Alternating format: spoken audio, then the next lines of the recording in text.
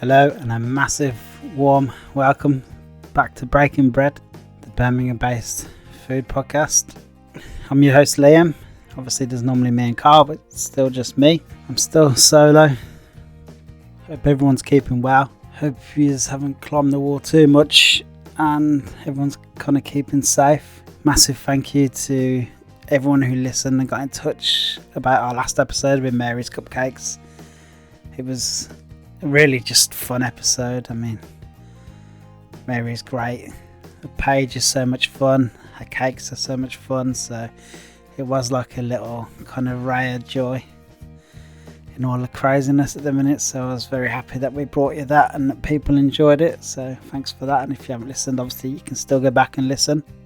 Obviously if you just hit subscribe, then you won't have to miss any of our other episodes, because if you subscribe you'll get a notification from Apple Podcasts or wherever you get your podcast from, notifying you to say we have a new episode out. So just go ahead and hit the little subscribe button there for us. Makes a massive difference. We obviously want to spread the news of how great Birmingham food scene is far and wide, so that's just one way you can do that, by clicking subscribe and maybe giving us a little 4 or 5 star review, 5 star hopefully, and maybe leaving us a few kind words. That would be brilliant, and obviously helps us spread the word of how great Birmingham's food scene is to a lot more people, so thanks for that. On to today's episode, an episode that I'm really happy to be bringing. I was really excited when Kate got in touch. Well, actually it was Sam through email at first, but we'd been kind of speaking to Kate over Instagram, but very grateful for Sam to kind of set it all up logistically, and obviously we're still recording remotely. So Kate runs the Birmingham Slow Food, based down at 1000 Trades in the Jewellery Quarter. I don't know if you don't know much about it, go onto their website or their socials, have a look. If you don't know much about slow food, it's fascinating, like it's a brilliant concept. We go into it a little bit in the podcast, so I'm not going to go on about it here. Just go over to their website and have a look. Obviously all the links for all the websites and all the social is all in the show notes for this, so click over and have a look at the show notes. Obviously you can find extended show notes over at our website, which is www.breakingbreadpodcastuk.blog. So basically we wanted to do this podcast today. It's with Kate, who I said runs Birmingham Food Hub, and it's also with Sam, who runs a great little concept there called Eat, Make, Play. You'll hear more about that also in the podcast. So, but just these two are just amazing people doing really amazing things at grassroots level in the communities of Birmingham, and it's something that we're all kind of proud of, really. So I was very happy to have them here on the podcast to tell us all about it. The main reason we're doing this podcast is, and you may have seen it, it was on BBC Midlands today, and they've had articles in the press and stuff, but basically they have a project going on called the Potato Project. Because of the COVID-19 crisis, obviously at the very beginning a lot of the chip shops closed down, or obviously McDonald's is closed down. So a lot of the local farmers who specialise in, like, especially chipping potatoes, they've got fields full of potatoes that otherwise are just going to be turned over and effectively just go to waste. And obviously it seems like a massive shame to me. It probably seems like a massive shame to you who are listening. So obviously Sam, I think, has links to the farmers, and he was asked about maybe doing something with these potatoes. I don't know if they realise just how much 10 tonne of potatoes actually looks like, but as we hear, it's a hell of a lot. It's helping against food waste, it's helping with local food charities in Birmingham. It's something that we really support. Obviously we've donated to it as well, and you can too. There's a link that I'll put it at the very top of the show notes, you can't miss it. There'll be a link to the donate page on Slow Food's website, where you can buy 10 kilo of potatoes and you donate 8 of them and you can receive 2 of those kilos. Obviously, if you don't want the 2 kilos, you can donate all 10. That's fine. So yeah, if you could go, and if you listen to this episode and you're inspired by it, you think it's brilliant and you think that that's a great cause or a great idea, then please just go onto that site and donate and get 10 kilos of potatoes to good causes in Birmingham. We're also at Digbeth Dines. We didn't really go into it that much because we kind of recorded just before they launched it. Digbeth's new click and collect thing, so keep an eye out from there. You can buy fresh produce through the click and collect system at Digbeth Dining Club, so please go and support that. Yeah, so I just really hope you enjoy this episode, and thank you again for listening. Hi, nice to meet you. I'm Kate. Yeah, great to meet you both. Shame it's not face to face like we kind of normally do, but it's not really something we can do at the minute. But hope you are both keeping well. Yes, thanks, mate. Yep. Yeah, we're keeping well. We're keeping busy. Keeping busy. Yeah, I gathered that. Tell us a little bit about yourself. Hi, I'm Kate Smith. I'm the chair of Slow Food in Birmingham. I've been involved with the slow food movement for about 12 years and been fortunate enough to have done that in a couple of different countries. So that's how I come to be involved with slow food in Birmingham. Was there a slow food kind of set up already in Birmingham, or did you set that up? Or when I arrived in Birmingham about 3.5 years ago, there wasn't, but there were a few members who were classified as virtual members at that stage. So they believed in the ethos of good, clean, and fair, but they didn't have a group. So I met up with them. One of them was Jane Bradley from Kitchen Food School, and the other was John Stapleton at 1,000 Trades, and they got about introducing me to all sorts of amazing people, including Sam, who's the instigator of the Potato Project. And we set up in January 2018. There might be a few who don't really understand what slow food is or what the term means. Did you want to just give a kind of quick rundown of what that term means and what it is you do at slow food and stuff? So the slow food is an international movement. It's actually the largest food movement in the world, and it is all about good, clean, and fair food for everyone. And it's called Slow Food because it initiated about 33 years ago when McDonald's were opening at the base of the Spanish Steps in Rome, and some enthusiastic young Italians thought that it was probably an insult on the Italian culture and protested about it. And so because McDonald's were classified as fast food, they went, well, everything that we are for must be slow food.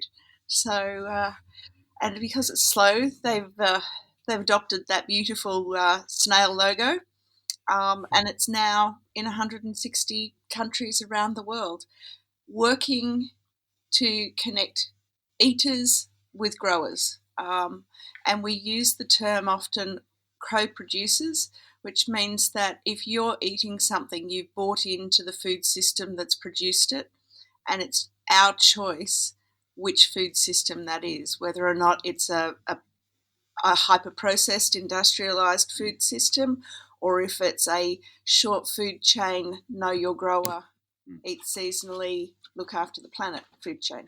So the one in Birmingham that's based at 1,000 Trades, so you have an actual shop there where people can buy produce that comes from farmers. What kind of produce do you have there? It's an actual shop only on a Wednesday evening. So you go online and you purchase direct from producers, and then they make one delivery to 1,000 Trades on a Wednesday, and people wander up and collect from there. So it's a click and collect food hub. Cool.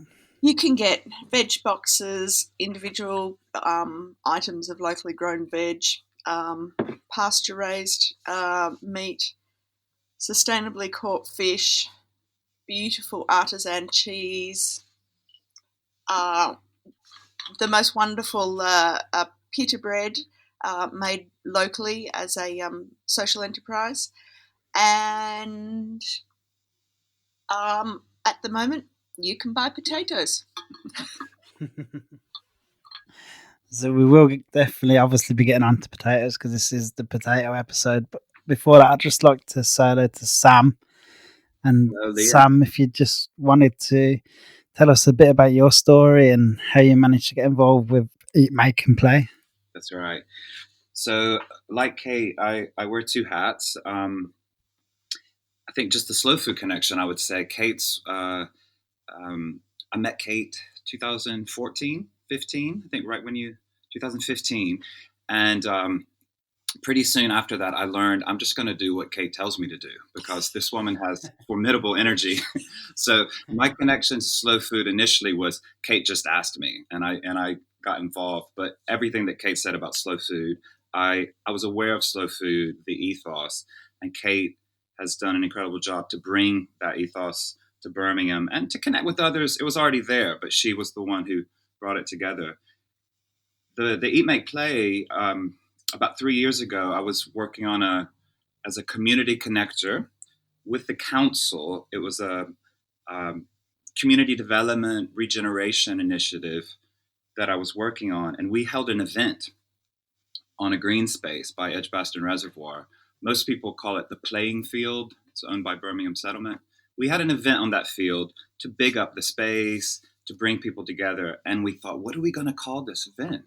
And we were sitting around brainstorming and said, we're going to have a picnic and we're going to make things and we're going to play music and play games. So Eat, Make, Play became the name and it stuck. And that was 2018. About 500 people came to that. Then we did it again in 2019 and repeat performance. And the question in the air and in the community was, we've had 2 annual events. So how do we move from this extraordinary event to everyday participation where people are sharing their skills, their passions, their capacities, like we did on the annual event, but doing that in everyday life? So that led to the birth of Eat, Make, Play as a community organization. Awesome. It sounds cool. Is it just purely volunteer led? Is it or? We're actually set up. It's a cooperative structure. So Kate and Ali, Kate Smith, Ali Cawley, and I are the 3 co-directors. And part of the structure is that we're developing. It's a membership structure, just like in a co-op. But this structure, it's actually a community benefits society is the legal structure, which means it exists not just for the benefit of its members, but it exists for the benefit of the community. So that community is broadly B16. It's a geographic community where we're based. You could say, they're volunteers in the sense that they're unpaid people that do a lot of work, but we tend to use the language of members or friends because that's the kind of ethos that's been created. So whether it's with potatoes that we'll come to, or with growing, or with sewing, craft kits, whatever it is, there's the primary function of Eat, Make, Play is to activate all that capacity and energy that's already there. And that's what we're beginning to see happening, even during COVID, actually. How has COVID affected both organisations? Well, the Eat, Make, Play, we are in partnership with the Active Wellbeing Society to open Birmingham's first sharing library of things called Share Shack. And we opened on the 14th of March and we closed our doors to the public on the 14th of March. So that's been relatively affected. It's just sort of put on hold our plans of launching a sharing workshop space. But what it has enabled us to do is use the space as Potato Central, and we've had it's a fairly big shop, so we've been great having half a dozen volunteers every day sorting potatoes. We're peeling the bees and sending those to places like the Solidarity Kitchen down at the Warehouse Cafe and the community kitchens around the city. So, yeah, I think, and we've also been planting a community growing space. So we're not doing what we thought we'd be doing right now, but we're still working with the community. Was there any point where you kind of, because it's affected a lot of people mentally, this whole pandemic, and was there any point where you've just kind of been tempted to just say, "Oh, we can't. I need to focus on myself. I can't do this. I can't worry about anyone else." Or I think it's kind of natural. Has that mindset affected anyone involved, or I think because I think it, what it's actually done is that it's given people something to do during lockdown. And I think Sam will tell you the story about the potatoes project in a second, probably. But because we've got people who are saying, I'm on furlough and I'm literally doing nothing, and that they're just absolutely thrilled to be able to come and be involved with community projects and things like that, to the point where a couple of our volunteers are actually saying to their employers, hey, I'm doing volunteer work, I can't do the stuff that you're asking me to do, which is it's phenomenal. Yeah, so I don't think I don't shut down is probably the answer. That is the truth. I tend to just keep going, and I think Sam and Alison and I are probably pretty much that same mindset. We're energized by seeing what other people's possibilities are. do you want to tell us a little bit about the potato project? I'd love to. So I think it was March 16th that the special measures came in, and that's what Kate was saying. We were literally going to open our doors the first day of being open as a shop. Couldn't do that. We have this partnership with the Active Wellbeing Society. We have a space, but we can't open to the public. And what happened? It all really happened in that first week, where the Active Wellbeing Society, because of their reach and the size and the capacity they have, they became the lead organization for emergency food response, that were coordinating lots of community groups, and including Eat, Make, Play. So we already had this relationship. So we realigned our work and our capacity to throw our energy into emergency food. That week, a farmer friend out in Coleshill got in touch, and he knew that we'd been in touch. He knew that we were working on emergency food, and he called and said, Sam, we've got these potatoes in the field, and the middle supplier, because Chippies aren't open, McDonald's aren't open, these would be, I should call them chipping potatoes, that contract just got canceled. So all that risk, fell back to the farmer, and he said, we'd be gutted to have to plow them back in the field. If we harvest them, can you move them? I called Kate, and I knew what she was going to say, but the short answer is yes. We'll figure out how later. But it really was this sense of, okay, this is relational food. This gets back to the slow food ethos about knowing your farmer, knowing where it cares. And there's nothing wrong with those potatoes. It was simply, in this moment, the supply chain disadvantaged the farmer and also the people who needed it. So we created the chain. We became that middle to connect those potatoes and the city. So it was really, we found a way to do it. There were a few runs to the farm. How many tons was it exactly? Yeah. We're sitting on about the 11-ton mark at the moment. Jeez. Did you know how much it was going to be, like when you said yeah, or did you even ask, or did you say let's go for it? The first farmer said, look, it's going to be between 8 and 10 tons, and we're like, okay, what I can't visualise that many potatoes. I don't think anyone can. I know what a 25 kilo sack looks like, but Right. I also had to work out whether or not it was metric tons or imperial tons, and what all that was. Right. So it is 1,000 kilograms of potatoes Right. make a ton. Yeah. So it's 40 sacks of potatoes. Uh, it's all a forklift can carry is 1 ton. So yeah, it's a lot of potatoes. But I've been involved in a similar project in Australia where we had a pumpkin farmer who had the price of their pumpkins wasn't worth picking them, and a slow food group sent people over to pick them, and they sold them in the main street of a country town, and it brought back a farmers market for the first time in 45 years into the city. So I knew that things like this are great for the city. What we hadn't thought about was how we get those potatoes to people who want to eat them.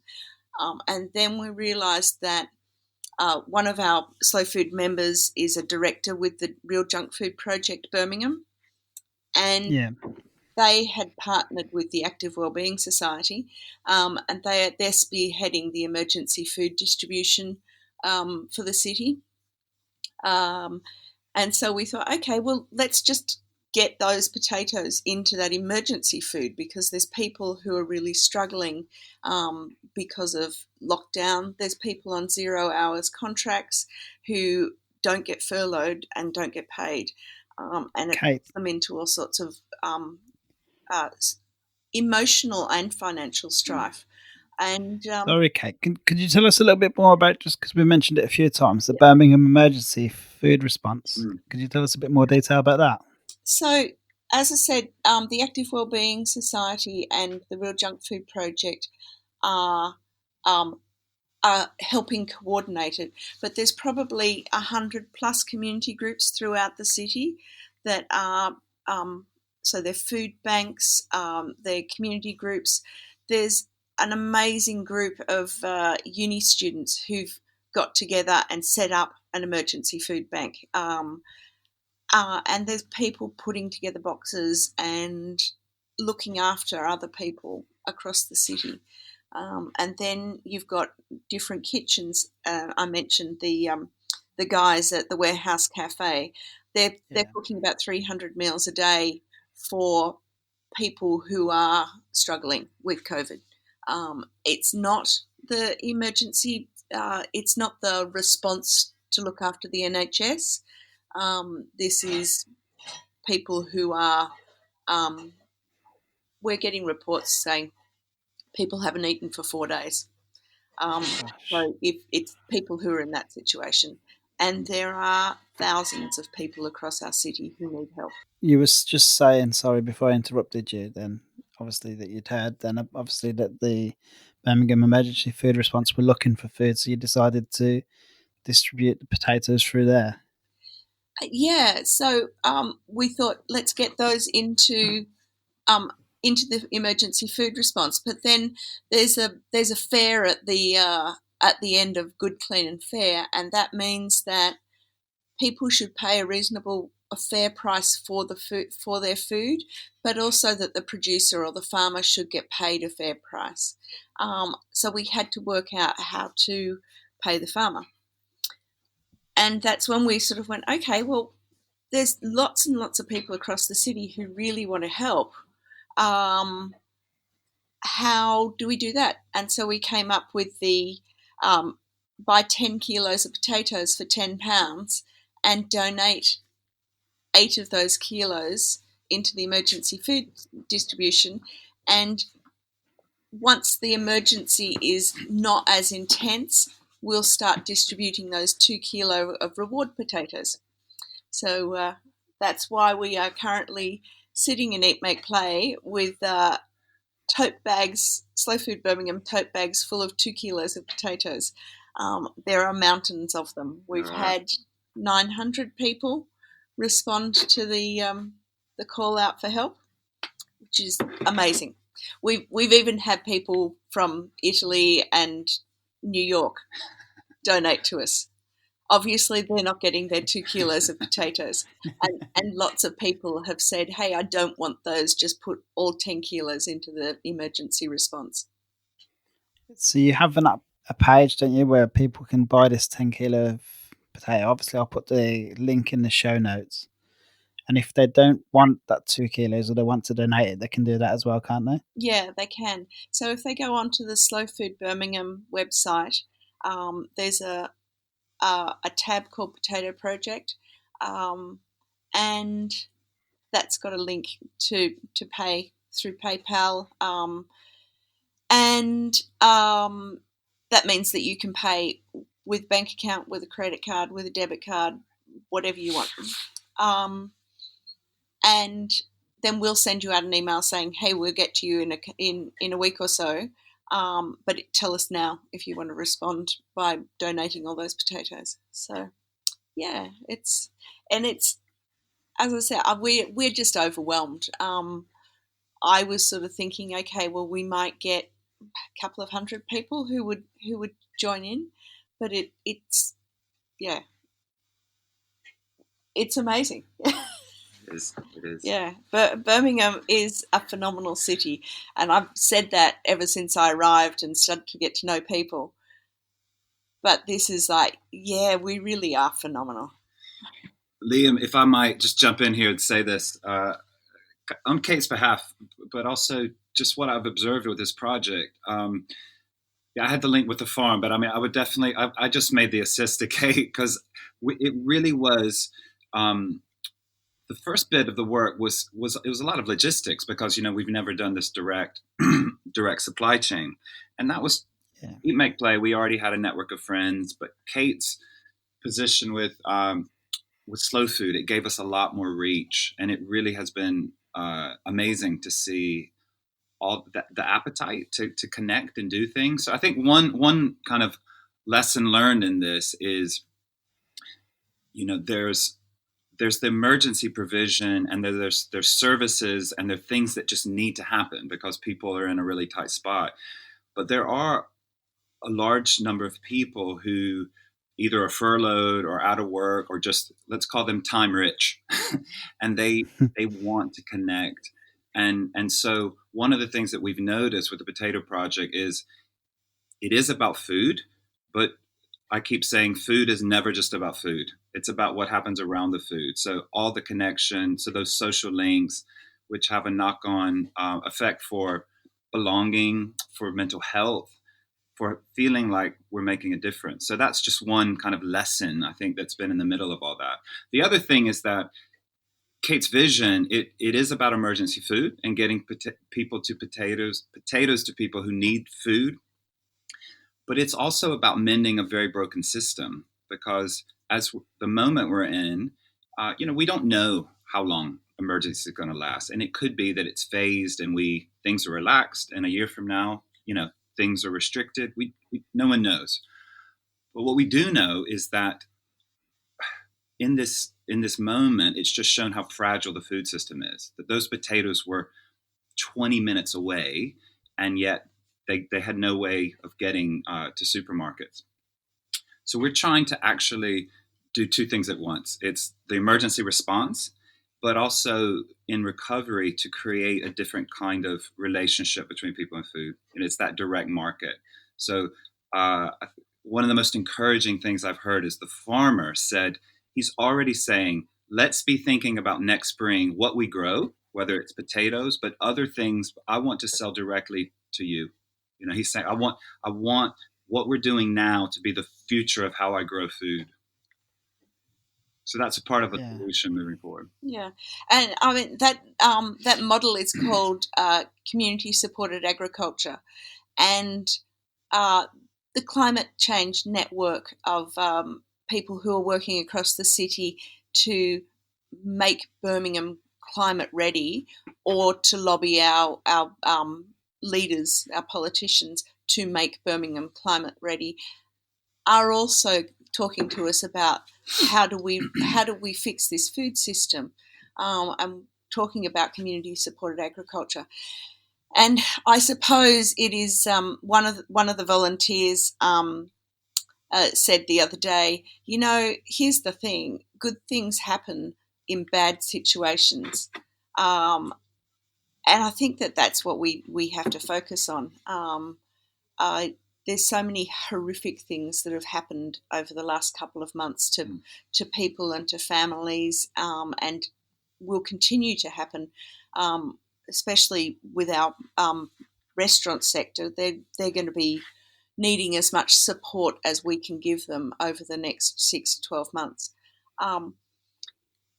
But what if these potatoes have enabled people to think about their food chain and is going to set up a way? I mean, Birmingham is ringed by the most beautiful, fertile farming land, and it just doesn't come into the city.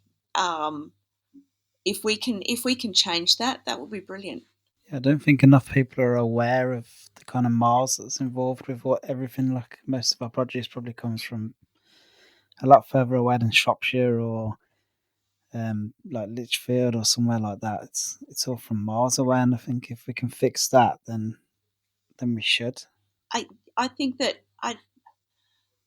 what happens along the same time is, yes, you're doing good for the food, for the planet, by making our supply chain shorter, but you're also doing good for yourself because you start to understand the process of what it means to get that food on your table, and then it helps you to make better food choices.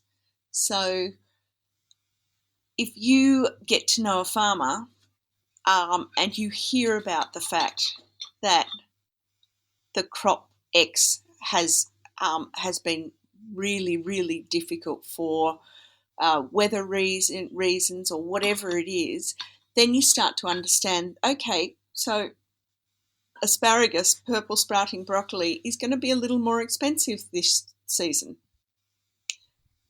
But if I can support that farmer, then I just figure out what else I'm not going to spend some money on, so I can eat that great local food. The benefactor of that is also, if you know your farmer and it's a glut, then you're more likely to be able to help out, take that produce away and eat it rather than it going to waste. It's a win-win situation all round when you start to know who grows your food. I agree. Where would someone go to find out a bit more information about all of this? Just if you wanted to do their own kind of research and stuff. Does Slow Food have any like educational pages or? Slow Food International, so just slowfood.com, has got a lot of information about education, and Slow Food in the UK has some great blog posts. Slow Food Birmingham has not got a lot of information on its website. We're a group of volunteers, and we're people who have chosen to work on promoting and educating good food in our spare time. So it's probably not as much information on our local website as you'd find on the UK website or on the international website. Yeah, but everyone can just go to the main UK website or the international and find the links there. Are you always looking for more volunteers, or how can people help on a practical level? Yeah, so our volunteers are all members of Slow Food, and depending on the different projects, we have 9 people who are currently helping with our food hubs. So the first one we launched in at 1,000 Trades in the Jewellery Quarter. We've just started working with Digbeth Dining Club, and this weekend is our first delivery of veg boxes through their new click and collect at Hockley, which is fantastic. We're really looking forward to being involved with that, because Digbeth Dining Club talk the same language as us. They're all about local. They're they really, really love the food that they work with. Their traders are phenomenal, and they've been wanting to partner with somebody who is on the same page. And so when they were setting up their new Hockley Click and Collect, they contacted us and said, "What can we do? We want to work with Slow Food." And yeah, so you can go on to Digworth Dining Club. You can go and click and collect with them. We're also working on another project called Bags of Taste, and that is a cooking program. Obviously, we have to wait until people can gather to cook together again, but it teaches people how to cook a meal for £1, and it's an 8-week course, and it's just I can't describe how amazing it is. I sort of get all emotional when I start thinking about the stuff that these guys have done around the UK, and we've been working for 8 months to be able to bring it into the city. And through the potato project, we've had a couple of people say, "Hey, we can help you with some funding," which is, again, good things come out of a bad situation. Yeah, that sounds brilliant. Will it be like an online thing, or is it like an actual physical thing you go in? And it works with people who have disengaged from our food system. So it's a referral base, and it's teaching people how. The founder of the program says that it's actually more about a financial management program than it is about a cooking program. Okay. So there's Bags of Taste employs somebody to find the right people to offer the classes to, and then once they've done the first session, the 8 weeks, they can then come back as volunteers. And so it's that system where you buy in to helping other people learn how to cook great food. That sounds brilliant. I'll throw this in. This is a concept that we've been working with for a while. And I think, Kate, you mentioned it. Your first person I heard use it. It's the idea of food dignity.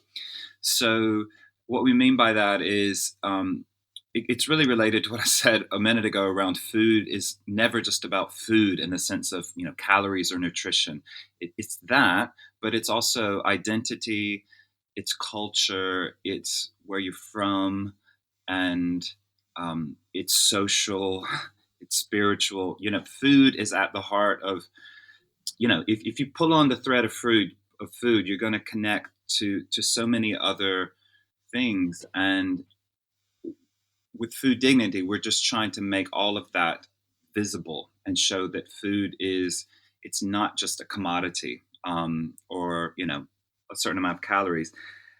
One of the things that we're noticing, I mean, this was the case before COVID, and I think, the emerging situation has really exposed it, is the need for food charity. Unfortunately, we are in a situation where people need to access food banks. They need parcels given to them. But what we also hear from people that run the food banks and that have been connected to them is, we don't want to get stuck in a situation where people are dependent on food banks, where that's the only way they access food.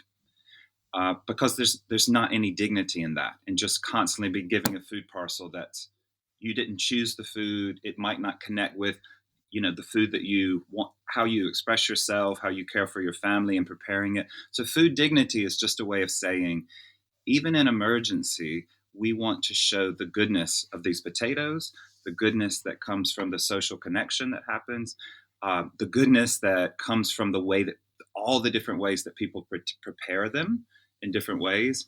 And moving forward, food dignity is about making good food more accessible and what people do around that food. So food dignity is where we're headed. Yeah. And on the point of how people prepare them, we've been cooking potato-based meals for all of our volunteers for lunch every day. And it's amazing how versatile that humble spud is. And so in the next couple of weeks, as soon as we break the back on the mountain of potatoes that we're working with, we're going to put together some of those recipes, but we're also going to get some from people like Brad Carter. He's a member of the Slow Food Chef Alliance, and Hampton Manors been doing amazing stuff with their Peels on Wheels. They're also slow food supporters, and so we'll collect some recipes to hopefully inspire people with what to do with the humble potato. Yeah, that's an excellent idea. Yeah.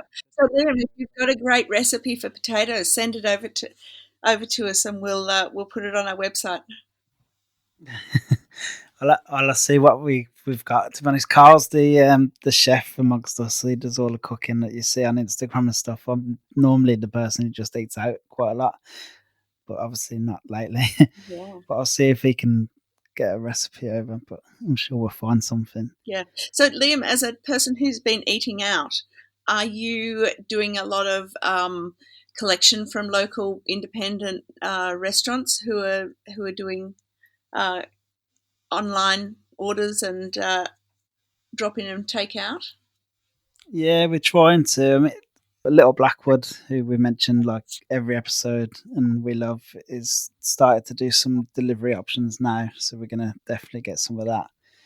And then there's Ox and Origin. We've had a few bits off them, and Andy Low and Slow.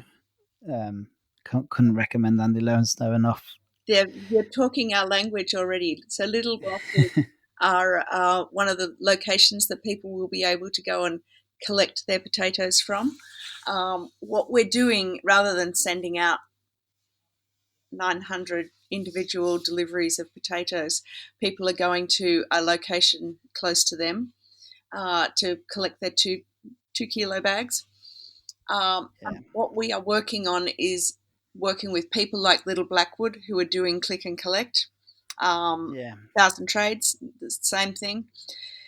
And we're saying to people, hey, you've helped amazingly, but you can continue to help our food system, especially our hospitality system, by when you go and pick up those potatoes, grab a drink, buy a meal, because our hospitality guys are they're going to feel this for a really long time. They work on such small margins, and they're a huge employer across the city, and we need to keep them in business as much as we can. And most of them, they're like restaurants. If they have to stick to the 2 meter social distancing rule, the restaurants are going to fit like 4 or 5 people in. Yeah. Like Vanguard above Thousand Trades is only small. Little Blackwood's tiny. Yeah, I think Thousand Trades is talking about turning their community room into table space. Other restaurants are talking about whether or not they can access their footpaths and things like that, so they put tables outside when the weather's nice. Then you come down to the problem of that who owns those footpaths. So, yeah, I know that Sam Morgan from Craft has been doing some phenomenal work just advising and helping restaurants across the city because he comes from a legal background. It's his partner who is the food person. And, yeah, it shows that amazing spirit of Birmingham, that you've got this huge WhatsApp group of Birmingham hospitality, and it's just, how are we going to support each other is constantly out there. So, yeah, it's probably why I love Birmingham so much, is they've got big hearts.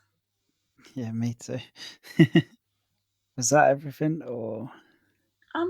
Yeah, I think so. I think that's quite a good place to finish with our proclamation of love for Birmingham.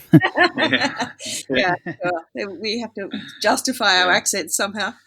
That's it. As an Australian and a U.S. national, we have Birmingham is it's definitely the melting pot. The other thing that we didn't probably didn't say is that you don't have to be a member of Slow Food to enjoy taking part in our activities. It's just if you want to volunteer as a helper, you need to be a member. So people can actually sign up to our newsletter. Awesome. Well, this has been brilliant, and I was really glad you contacted me and asked if we could talk about this, because it's something I'm really interested in anyway. And I think you're doing some amazing things. And I just love the whole kind of slow food ethos and everything that the Slow Food Hub in the Jewellery Quarter is all about, really. And I'm kind of sorry I didn't get to go there like before all this happened. And well, we're still functioning. Yeah. So our orders have gone up 350%. So that's good. Yeah. That's brilliant. I mean, we're now at the point where we're trying to work out what happens when the new normal kicks in and 1,000 Trades is allowed to start trading properly again. Yeah. That'll be a good problem to have, won't it? Yeah. Now, that's a good problem. because we are planting vegetables in the beautiful planters outside St Vincent Street West that the council's sort of forgotten about. And so we're turning them into a vegetable garden for the community. And we've got a row of volunteers sitting outside the shop. I'm glad the weather's good for you, right? Hopefully it's not too hot though. No complaints here, Liam. We'll take all the sun we can get. Yeah, I'll bet. All right, thanks very much for this. Okay. See you soon. Bye.